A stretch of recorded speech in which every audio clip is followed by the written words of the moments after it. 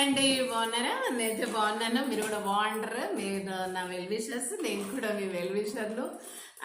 మరి ఇప్పుడు ఎలాగో రిటైర్డ్ అయ్యి ఊరికే ఉన్నాను కాబట్టి మీ అందరితో నా యొక్క అనుభవాలు, తర్వాత బాగోగులన్నీ కూడా మరి భవిష్యత్తు కావచ్చు, భూత వర్తమాన భవిష్యత్తు కాలాలను మనము చర్చించుకుంటున్నాము. ముఖ్యంగా సమాజం నాడు నేడు అనేటటువంటి ఈ ప్రోగ్రాంలో నా ఛానల్ జీపీఎల్జీస్ని మీరు ఆదరిస్తున్నారు, మంచి గుడ్ సజెషన్స్ ఇస్తున్నారు, మరి నాకు సపోర్ట్ చేస్తున్నారు. మీకు అందరికీ కూడా ధన్యవాదాలు. లైక్ చేయండి, షేర్ చేయండి, కామెంట్ చేయండి, సబ్స్క్రైబ్ చేయండి.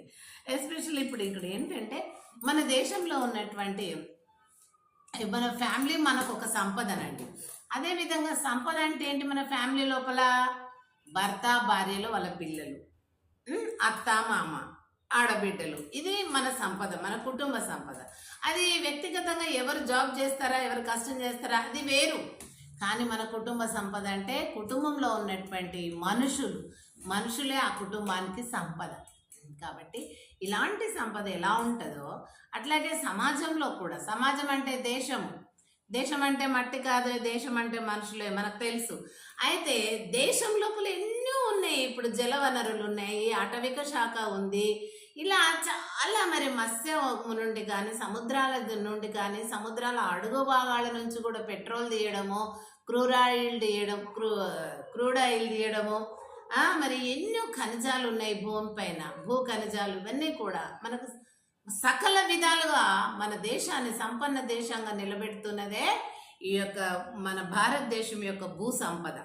దాని మీద సముద్రాలు కావచ్చు, పర్వతాలు కావచ్చు, లోయలు కావచ్చు, ఎడారులు, మైదానాలు, ఎవ్రీథింగ్ మనం వాటిని యూజ్ చేసుకోవడానికి భగవంతుడు వాటిని సృష్టించి మన కొరకు పెట్టాడు అనేది మనకు తెలుసు.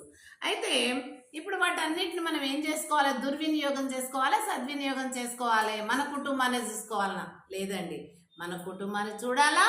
ఇంకొకటి ఒక కన్నుతోనే మరి దేశంలో ఉన్నటువంటి సంపద ఎక్కడ పోతుంది, ఎవరు కొల్లగొట్టుకొని పోతున్నారు, ఎవరు దోపిడీ చేస్తున్నారు, ఎవరు అన్యాయం చేస్తున్నారు, ఎవరు న్యాయం చేస్తున్నారు, ఎలాంటి వాళ్ళని ఎలక్షన్స్లో ఎన్నుకోవాలి, ఎటువంటి వాళ్ళు మన దేశాన్ని పరిపాలించడానికి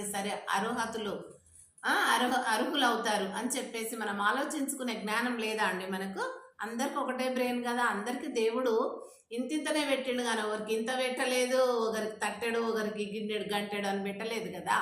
అందరికీ ఈక్వల్ శరీర ఆకారాలు కానీ, శరీర అవయవాలు కానీ, మరి ఇంకేంటి రంగు రూపులో భేదాలు ఉండొచ్చేమో, కానీ మరి మానవుని యొక్క మొత్తం నిర్మాణం అంతా ఒకటే కదా భగవంతుని చేతిలో. మరి అవన్నీ కూడా గుర్తించుకొని మనం కూడా దేశ సంపద కోసము నిలబెట్టుకోవడానికి ప్రయత్నం చేద్దాము.